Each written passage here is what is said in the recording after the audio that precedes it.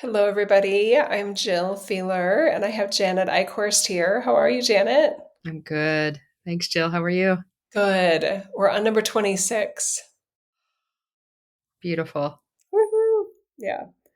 I just want to welcome everybody, whether you're new here or whether you have hung out with us before. Just join us here and let's take a breath and just get yourself centered, maybe for a different type of conversation, a different type of experience.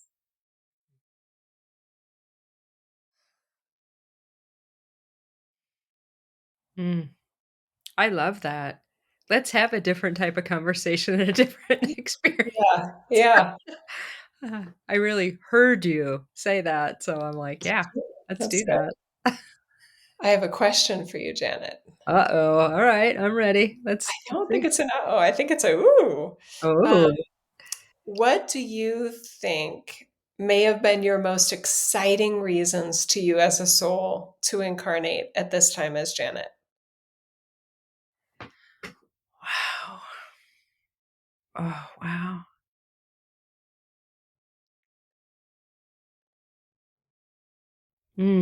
What comes up immediately is to witness, support, and assist Gaia in this incredible transformation because we are Gaia, right? Our physical bodies are Gaia. So when we pop into these constructs here made up of stardust, right? Like quite literally, what an element, right? And what we get to do here and experience here through this transformational experience. I I really do feel, and we talked about, are we evolving or are we devolving? So we've had that conversation, but personally, I think we agree, and we don't have to agree on anything, quite frankly, but we are having an evolutionary experience here. And there's nothing like being in a physical body which has limitations built in from who I am as a greater being and forgetting so much of who I've been and remembering in a way that's more permanent, I want to say. I mean, it's changing the fabric of existence in a physical body through unconditional love. That's what I geek out about. That's so cool. What about you? Tell me. Tell us. I mean, it is hard to pick one thing. I'm very impressed with your answer. It came through really smoothly. I think I love to try new things. I just feel like I'm one of those people that who I pick as parents and that sort of thing. It's not that it doesn't matter, but I don't think I get obsessed with that. I think I'm like, yeah, that'll work. I can work with that I can work with that DNA. That sounds good. You know what I mean? I don't feel like I get too I want to say that's actually a fun pun, preoccupied. Right? Preoccupied? I don't think That's I hysterical. get too preoccupied because we're occupating our humanity, occupying our humanity. I don't get too preoccupied with like, okay, this could happen and that could happen. Like, ooh, you're going to be a woman. Ooh, you're probably going to get messed with at some point in your journey because it just tends to happen to females more than males, and I can handle that. I think I'm okay. I don't think that's going to like take me out. I can bounce. You know what I mean? Um, so I think I, as a soul, was looking forward to doing things differently in a lot of different ways. And I think to me that is the most exciting thing because I love to see what else humanity can do and be. Um, I think that's the most exciting thing for me. Mm, yeah. There's a freedom to it, and it's not that there aren't challenges. It's not that they've only got these many strands of DNA, all the things that kind of a supernatural community gets really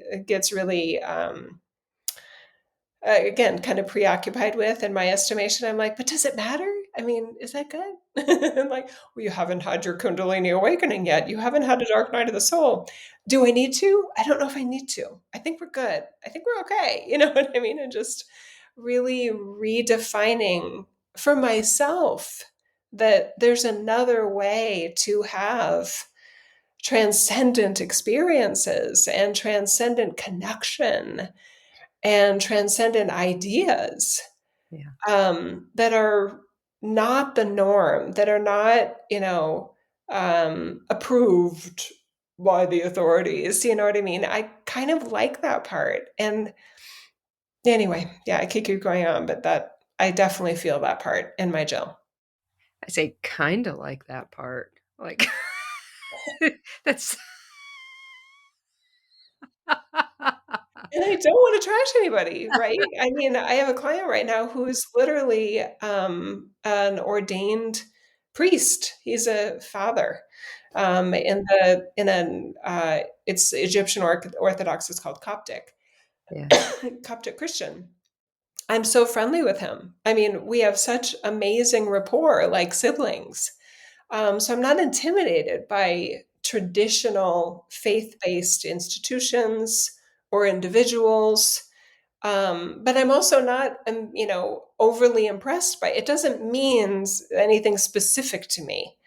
It's not like, oh, they're closer to God than I am. I need to like be subservient to the light that they are versus the light that I am, slash the light that we all are. Right. So it's just, I kind of like the playfulness of changing the dynamics of a relationship too. I love that. Yeah, I mean, I think one thing that we both really very much enjoy is, the expansive edge, whatever that is. And I can pretty much geek out on any of the expansive Mhm. edges. I mean, that's kind of how I'm wired, and I have this real kind of curious playfulness about me where that won't be subdued. If it is, it's not for long, right? And anytime it does kind of get like crunched a little, that's just a time like, oh, well, that's not okay. you know, how did that happen? Like, that's not my natural ability, right? Like, that's not my natural state, actually.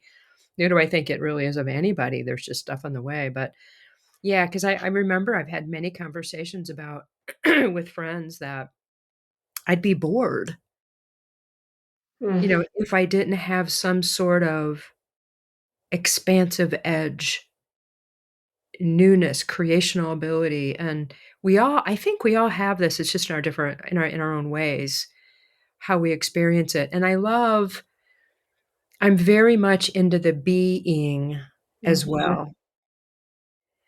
And that really does allow us to do the things that we can do here in new ways, because that being does allow that pure consciousness to flow through us without restriction. Yeah.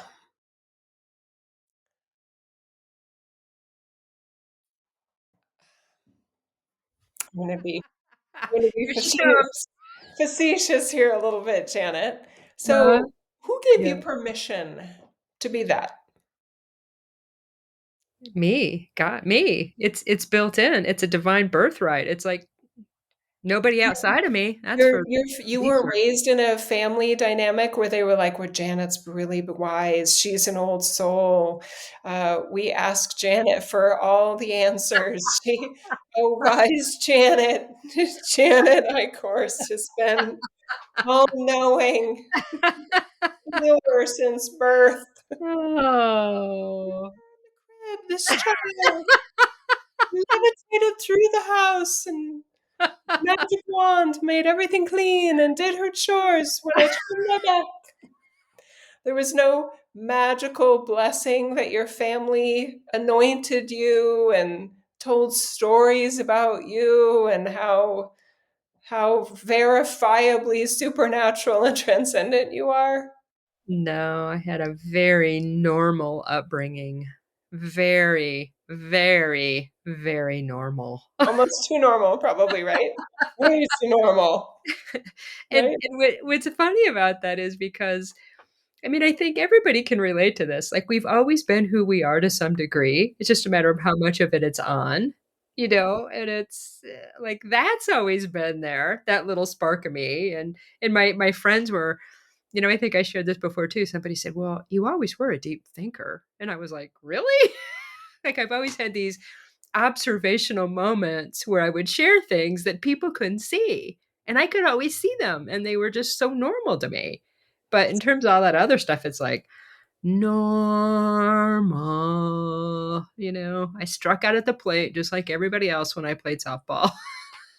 This is this is so fundamental what we're talking about right here. And me too, by the way. I have my version of, well, that probably wasn't normal and that was maybe a little unusual, or maybe that was, a little indication that I was going to go off script in my humanness, in different ways potentially, but didn't have to. Because I have observed with some individuals, they're not giving themselves, this is very much related to number 25. They're not Mm, giving themselves permission to be more than they currently are mm, because they keep asking the everyday people in their lives to be a mirror for their transcendence. And they can't. mm, No one can be a mirror for your transcendence because you haven't made it yet. You haven't created it, allowed it, experimented with it, rolled in it, embodied it. So when it may never be reflected back to you, right? Can you imagine the sun, literally our nearest star in the universe, in our galaxy, just going, well, I can't shine. I need someone else to shine on me first, and then I'll shine back, right? We wouldn't be here. Quite literally, we would not be here. Um, so there's this illogical aspect of allowing yourself to be transcendent when no one else around you can maybe see it. Those who think they know you best, they know you best based on what you've been mhm, and what they've allowed themselves to observe and experience from you. Okay? mhm, That is not your ceiling. That's just the floor, mhm. right? So I know for myself, felt very empowered in the light of God that I allow myself to be a part of. And I want my secret, not so secret wishes that everybody will do that, at least a little bit more, maybe a lot more, right? Is I wasn't asking my children or my husband or my siblings or my parents to go, Jill, wow, right? I was never asking them to do that. I didn't need them to do that. I didn't need them to be a scorecard for me about how successfully I was assisting others in the world, utilizing the light of God that I was letting myself also be. This is so exciting. I'll use that word for me because when we jump off the cliff, we jump off the cliff. Oh, I don't like that reference. Wow, that's interesting. When we go for it, right? That's very interesting How that bad I that's whatever your go for it moment is. Yeah. Could be jumping off the cliff, but that freaks the crap out of you. No, but whatever that is, whatever your go for it moment is, wherever you step out of, and this too we talked about in 25, wherever you step outside of that comfort zone, creating anew is creating anew. Creating anew is creating anew. Yeah. It's using the frequencies, it's using the energetics, it's using our human skill sets, it's using our physical bodies, it's using the earth, it's using all of it, it's using the cosmos, it's using the electromagnetic forces of all that is and shaking them up in a giant snow globe and using them in a new, creative, innovative way. And that can be exhilarating.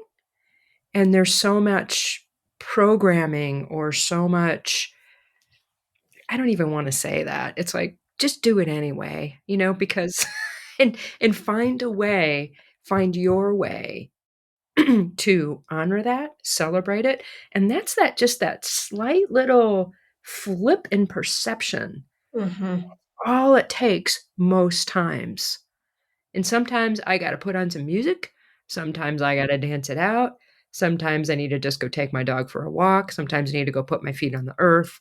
Sometimes I need to go look at the stars just to get that, whatever that is for me,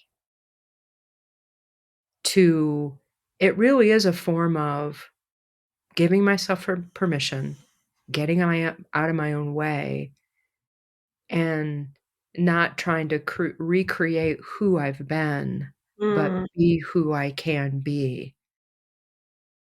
And there's some really cool qigong moves that I like where, the front represents the future and the back represents the past. And so there's like movements where you'll like go in the front and the back and then bring them into now.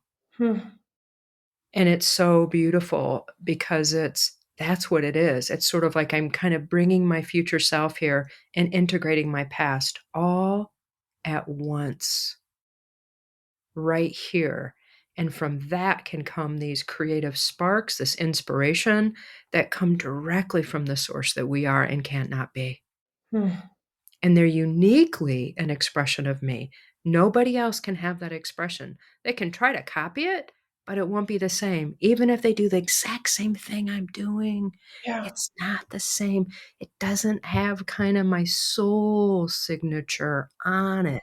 The frequency, that vibration, that consciousness that beats my heart and allows my lungs to expand, right? Mm. So there's so much that you just said that just feels so inviting and welcoming and non-intimidating, right? And I love it when you reference specific tools and practices that you do, right? That somebody may go, "Qigong, what's that?" Or, "Oh, I do that. That's great. I don't do that." So I love the different ways forward, and that I want them all to be unique for each and every one of us. You're not who you are because of Qigong, right? You allow Qigong to be part of your process because you like it. And it serves you and the Janet you are and the soulfulness you are. So that's there we go, right? There's no part of Yeah. my Jill going, I better get on that. Zero part of my Jill is like, I better get on that, right? I also love it that you said that and I'm probably going to get the words wrong, but I love you said something to the effect of there's nothing we need to fix about who we were or who we are. We can use whatever we are and whatever we were. And I think that trips people up too. Because again, we referenced a little bit in number 25 that people can become very hyper focused on, well, what are the other lifetimes? I need to understand those so I know this one. What if they're completely unrelated? What if they don't have anything to do with each other? I know that's like people are going, well, Jill, you just don't know what you're talking about. Don't I? What if they don't have to be connected at all? Right? The first astrology reading I got, it was a written report from someone that this local psychic was recommending that we all get our charts done. And I got it, and he passed mine across the desk, and I said, "Is this just?" I kind of thumbed through it, and I said, "Is this just related to Earth incarnations?" I don't even know why I said it. And he looked at me and everybody looked at me like, gosh, she's just being weird again, right? She knows nothing. This newbie corporate girl, right? Corporate woman, whatever. What is she asking now? Probably. And I have no idea if that's what they were thinking, but it's very possible. I probably would have been thinking of that if I were them. And he goes, well, yes, it's just related to the incarnations on Earth. And I'm like, well, I don't need this then. I'll still pay her, but I'm not here for that. And I just had this awareness that I'm not here to know or study or need to know or even need to have somebody else's impression of other things I supposedly have done here. I'm not, this isn't the next pearl in a strand of pearls. Yeah. This is his own thing. And I was giving myself permission to let it be its own thing. Yeah.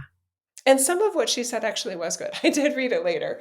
Some of it was weird, and oh, your daughter in another life was this and that, and that's why you'll always have drama with that child. And it was very dramatic. And then another one was literally she wrote in my chart, like you are here to be an example of the light of God for this world. And of course, my ego brain was like, well, good thing we got this report, you know? And I'm just like, but I want everybody to be able to say that, right? And then my ego was like, well, that's not special. But anyway, so there's just anyway, so I just offer that as a another sense of independence. You get to be the light you'll allow yourself to be. It doesn't have to be connected to anything else, like you were saying. It doesn't have to be based on anything that you were as a child or your parents are or your bloodline or any of those things. Just do you. Allow yourself to work with the genetics and the nature and the nurture that you had and just pretend it's perfect for the light of God you will allow yourself to be. Just pretend. I think you'll prove yourself correct because nothing can get in its way. That's very true. I kind of wanted to share a little bit about, wow, how to interact and use the things that we do here in our unique way. So, for instance, Qigong, what it does for me, I'll share what it does for me. And so, what I would love for everybody to do is one, do you want something or do you want to have that experience that I'm having using this modality? You know, you get to decide that for yourself. And if it sounds like something that you want to experience, what's your way of doing that? And that's why when we share experience, it can be so powerful. For me, what I like about Qigong is that our energetic systems, our bodies are made up of energetic pathways. And I like to run God frequency through my energetic pathways. There are a gazillion ways to do that. And I found this one super helpful. Mm. So somebody, and I love that you had zero inclination to say, I better do that. And that is a point I really want to emphasize here. Because if I have that, check out that, like, oh, I want to do that. Check that out to see if that's coming from a clear place. Because that's where we end up doing a bunch of stuff that's limiting my experience here, I'll say. Right? It will take forever. It's a distraction. It's like, oh, let me go about that merry-go-round 100 more times because somebody else said it was good for me, and I'm pretty sure something will happen again. You know, it's gotta happen, you know, and it's like, wait a minute.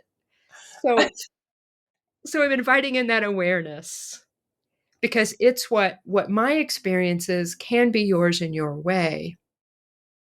But the way you get to experience it is very individualistic. That I just really want to put a big exclamation point on and a big invitation because I too want people to go for it in their own way and have the creational experiences that they want to have here. And it's experimentation, of course. I mean, we talked about that, you know, but it gets to be yours with all these different choice points. So it's a way of kind of tightening up your path a little bit and not getting distracted by things that don't matter. And yeah, and things like astrology or human design or gene keys. I mean, have I had readings? Yes, I've had at least one reading in every one of those modalities. And why did I do that? because it helped me be more of who I am because I heard something about myself that was unconscious that I didn't know about myself. Wow. This is, listen to my throat Let's going. do it. Yeah. Wow. Let's clear some of that out now, right? Woo. It wasn't necessary on my path. No, Hmm. it was not required.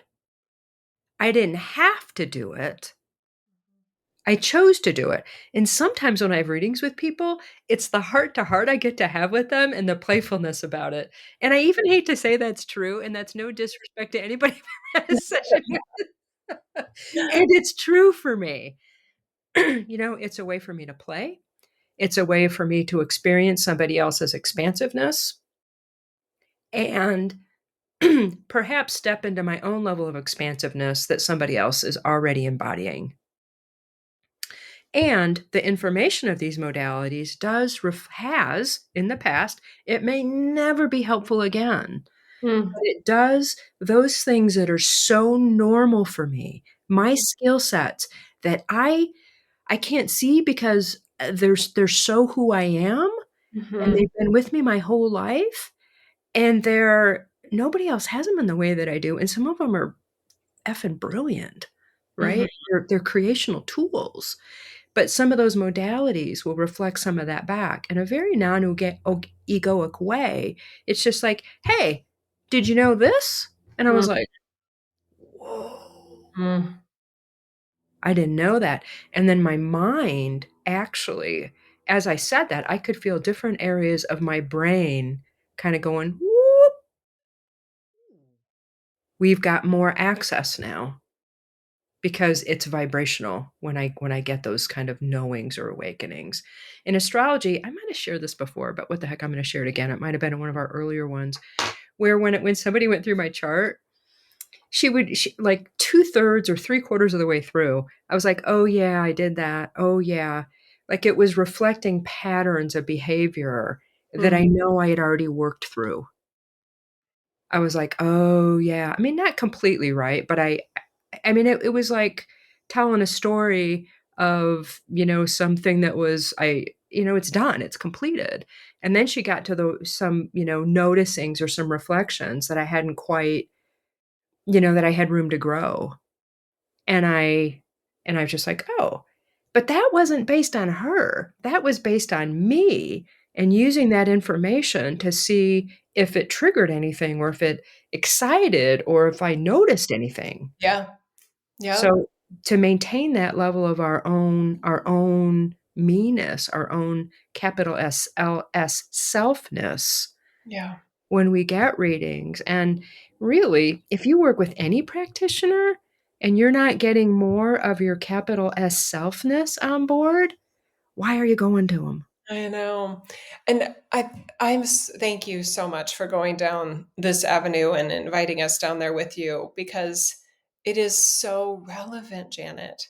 Mm, Because as you're describing these readings, I feel your autonomy, I feel your own empowerment, and that you are utilizing someone else's gifts and practice and their modality to assist you in being the light you are, the maybe an even more enjoyable to yourself to be in Janet that you are, even more clear about the growth opportunities and where growth has happened and where you can enjoy the growth that you've already experienced because something that was told you X many years ago, you're not like you now you've already heard it before and you're like, oh, I remember first hearing that. And I remember it prompted me to pay attention to this and allow this to soften and allow this to strengthen, right? It's so beautiful. And I would love for people to do that more often if they are a regular kind of uh, a regular seeker kind of people's giftedness is don't leave you out of that. Don't put that practitioner in some sort of a power dynamic where they have the power and you don't. You are deciding, just like a chef hands you a beautiful plate of food. If you ordered the entree and it came with some sides, you're like, well, I got to eat all this. You're like, actually, I don't like peas. I didn't know peas came with this one. I'm not going to eat the peas. Right? Or the steak isn't the way I would normally like it, or I don't like the sauce, or it's too salty. Feel empowered, just like you would in a restaurant, to decide what suits you, what doesn't, what you want to try, what you want to leave, what you want to add salt to, or whatever. This is your ride. Even when you are working with somebody that's very skilled, very well regarded, and was highly recommended, right? And some practitioners are better at that than others in terms of encouraging your empowerment, encouraging you to have the experience that you want to have, Mhm. right? And some, I want to say, take advantage of um, the the power over that they maybe want to feel by being some, whatever they are. I know I don't do that. You don't do that. The whole reason I do my work is because I get so excited about what we all can always be even more. We even more of what we love, even more of what can be of service, what can make us happy we came and happy we made this us to be in this life. Right? To me, that's golden. Mhm. And I even wanna add that with, ceremonies that people do, you know, and I wanna sort of I'm not discouraging anything here. What I'm encouraging is that everyone find their own way to soberly participate if they choose to participate in ceremony, because a lot of the ceremonies are based on old energetic structures. I'm going to say that again. A lot of ceremonies and rituals are based on old energetic structures that are not relevant any longer. I just had this reflection, and I got the puns just keep coming because I'm going to talk about the moon. Reflection. Um, I just felt the energy of the moon. Just say all these moon ceremonies and things like that. Number one, I'm always full. I'm always a full being as the moon. Number two, it's like those that are doing lunar ceremonies are thinking I'm more special, or I'm bigger energetically than they are, and that's too bad that some are approaching it that way. Mm. Mm. Versus having an experience of the moon full on Mm. as creator to creator. Yes. And that you are the light, you are the sun shining on something, and you have the beauty of the phases of it being reflected back to you. Mhm. And I love that, just the phases and the cycle of life and the in-breath and the out-breath and Yes. the constriction and the expansion, which Yeah. contraction, it feels like, "Oh my god, what's happening?" And it's like, "Ah," it's all just a cycle. It's and it's fine to make it special. It's fine, right? But you also don't need to. That doesn't mean it doesn't have to mean what maybe it has meant. There's so much energy and time and Mm, even resources put towards ceremonies and rituals and all these things, and I'm not into them either. mm. Um, yeah, it's interesting, isn't it? Wow, what I wanna add here, and it's just so here, because I do ceremony when I'm guided to do ceremony, and I've got ceremonial stuff here. And I when probably have this stuff too. I don't even know what to do with it. I've got bald eagle tail feathers that have been gifted me by elders and chiefs, and they're in a drawer in McCall. I don't know what I would do with it, but it's gorgeous and I love it. well, what I wanna share about it is, it seems that part of the reason I participate in ceremony is part of completion. It feels like I'm closing the door on old ways or outdated ideas about what the very nature of these things mean or are. That's a good reason, Janet. That's a really good reason. For anyone that for any reason welcomes that, wants more of that, then do it. Do it. Mhm. Yeah. And I think it goes back to that criteria too that we've used in the past. Does it add to more of my personal life force Mm. and the life force here? And Mhm. if there's something in a ceremonial process, I mean, people go to church and some people love churches, Oh, the music can be so good. and it's that same thing. Does it add to my life force energy, to my experience here? Does it elicit more joy or soulful satisfaction? And sometimes the reason I show up in these places are not what I think they are. And I honor that too. I mean, I've been in situations before where I'm guided to go places and I was like, "Oh, this is what I'm doing here." I'm Mhm. not quite sure what everybody else is doing, but setting my seat in the chair or my feet on the ground in this place is important right now, and I honor that. Mm. And That's I don't need to know anything more than that. Sometimes Mhm. I do know more than that, but just that in and of itself is enough. It's more than enough Mm. because it's my individuality Mm. and how I am guided by that life force that I am to be here. And I had a conversation with a friend not that long ago, and we were talking about business and different things and just experiences of life really. And she reminded me that we don't always get to know why it is we do certain things and why we don't. And sometimes it's about one, I'll call it connection point. And that could be with anybody or anything. It could be with a person, it could be with a plant, it could be with a planet, it could be with a universe. But there's something about being here at this moment that makes a difference somehow. Mhm. And if I put this is the reminder of it. If Mhm. I put some sort of expectation where the metric I'm using to determine whether that was valuable or not, then I could be in trouble. Like, what Mhm. metric am I using? Yeah. Am I using, like, wow, I went there and I was able to be present? And, I've talked about having joy doing the dishes. Like, I can be present and really find some level of enjoyment with whatever it is that I'm doing, and I Yeah. encourage that for everybody because otherwise it's kinda like purgatory here, and I don't like that at all.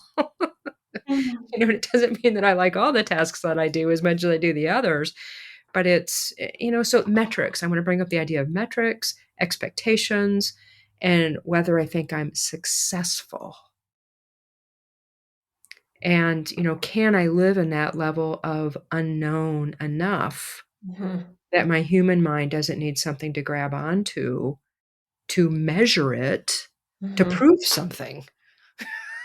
I'm Yeah. not even quite sure what that is sometimes, but I make up reasons why I think it's important. And, we all want a measure of success, but we get to determine what that is. And that's not about how many people follow you. That's not about how Mm. much money you make. That's not about the metrics that we're taught necessarily. It could be, but please, you just use your own guidance system in that. Yeah. Great advice, Janet. I'm so grateful that you brought up those topics because they are just so relevant here in this reality, and it is easy to get distracted. And who am I to say whether someone's passion or interest or ceremony or ritual is a distraction? That's for them to decide, right? It could be at another point in their journey where they feel something was a distraction. And it's okay if something doesn't feel like a distraction at the time, but then afterwards you're like, actually, that was major distraction. It's okay, right? All the more reason to have a little bit of flow, kind of to what you're, and less attachment, kind of to, well, this is what I need right now. I think this will help me right now. I would recommend as a better approach than I have to have this, right?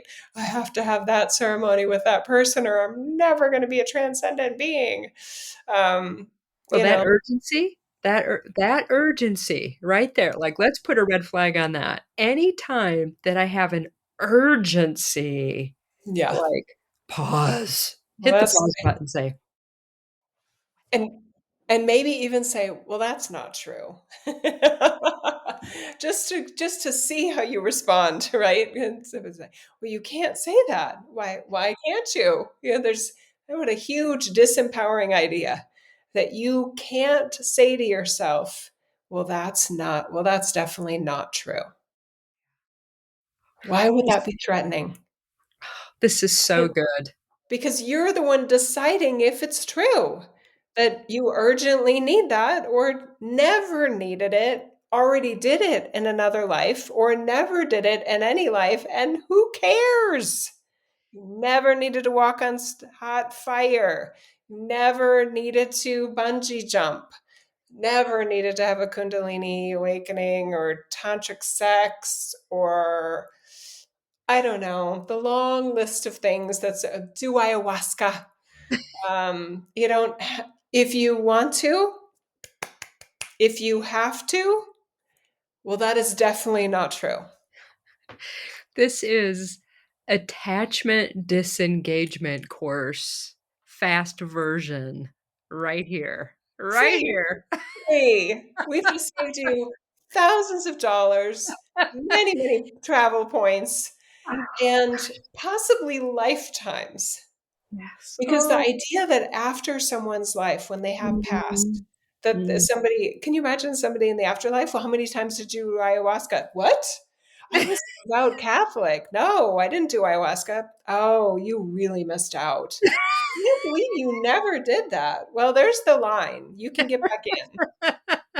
Wait, you picked parents that are Catholic again. You have a high risk of still not doing it next time either. Pick these parents. They're total hippies. They do drugs every day, and they're going to be very pro psychedelic, and you'll probably have amazing experiences your whole life. Oh, they may forget to feed you for 2 weeks too, so you might be on your own a little bit. I mean, And as a baby, you might have diaper rash, but, this right? is what Yeah, you know. That's what yeah, yeah. But oh, that ayahuasca, it's so important. It's not. It's really not. And of course, I'm saying that as somebody who's never done it because I just know stuff. yeah. And I know many people that have done it, and they are admittedly not as enlightened as they thought they would be afterwards. Would they do it again? Probably they would. It's a very good story to tell at a party that you've done Yeah. ayahuasca. It is. And I just wanna add a non-judgmental. Okay, Jill because and I have I'm being judgmental, so you go ahead. Soften it, damn well, it. I'm speaking for myself here. I don't know what Jill's doing, but I wa I wanna say for myself, I like to get into these topics and play with them a little bit, and the playfulness about it helps loosen the attachment Yes. because I've been Yes. so goddamn serious about it, and that's what I think it's like my life is gonna be over if I don't do A, B, C, or D. Or Yeah. I'm not gonna get, or I'm not gonna be, or something bad's gonna happen, and so that's my because I mean, I know people that have had incredible experience at ayahuasca.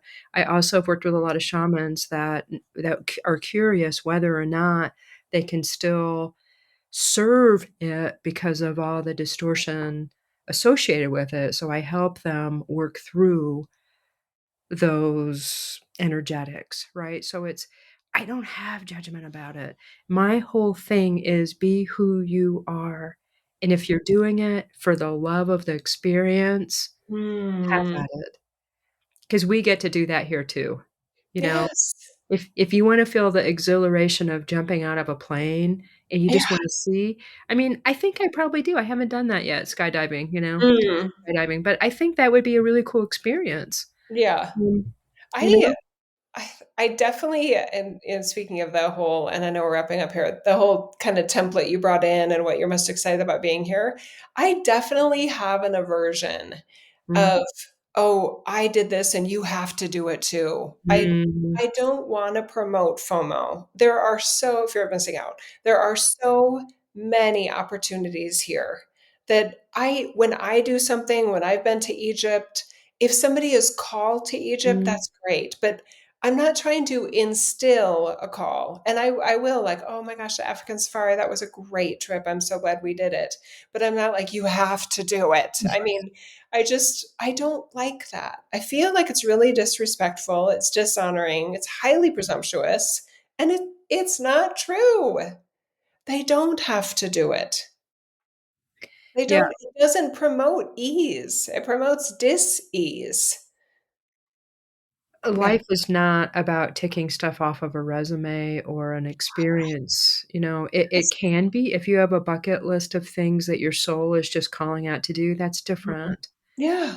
But it's not about that egoic, "I Mhm. did it, I did it, I did it, I did it," and They feel more complete. Sorry, I interrupted right there. They feel more complete, I think, because they did it. mm, Because it was a void item on their list for themselves. But then mhm, to spread that around and for people to fall prey to it, I mean, I did some psychedelics as a teenager, and now I can see that it actually may have assisted me in my brain having some different literally neural pathways that I'm now benefiting from as an adult with the way that I operate. But I'm not, telling my kids when they were that age, okay, now at 15, I did this. So you need to do that, right? mhm. You need to do this and you need to do that. And because it'll help you when you're in your 50s or 40s or 30s. It's just so, it's problematic on many, many levels. Yeah. Yeah, I'm it not really this I'm not this because of that, and they're not this because of that or because of not that. We're so much more than our experiences. Oh mhm. my god. Yeah, I mean, it really does come back to that inner guidance system, and is it right for me? And, you know, fear of missing out, desperation because I don't feel good enough about my whatever the motivation is, Mhm, and sometimes that is it. I feel lack, so I'm looking for something because it worked for somebody else and it might, it's like, "Whoa, you know, hang on here." I know that the power of God consciousness, whatever you wanna call that, life force energy, is so strong within everybody. mm. I know that beyond a shadow of a doubt. There's not one part of me that doesn't know that. It's fully available to all, to each and every and all, no It's a matter gui what. and it's a guidance system. Mm, It's dependable. it's compassionate. It's It's grace. Yeah. It's the source of a feeling of fulfillment where you may never have FOMO again. Yeah. I So think lean that's on that. Mhm. Yeah, so good. Oh, it's fantastic. Mm. Really.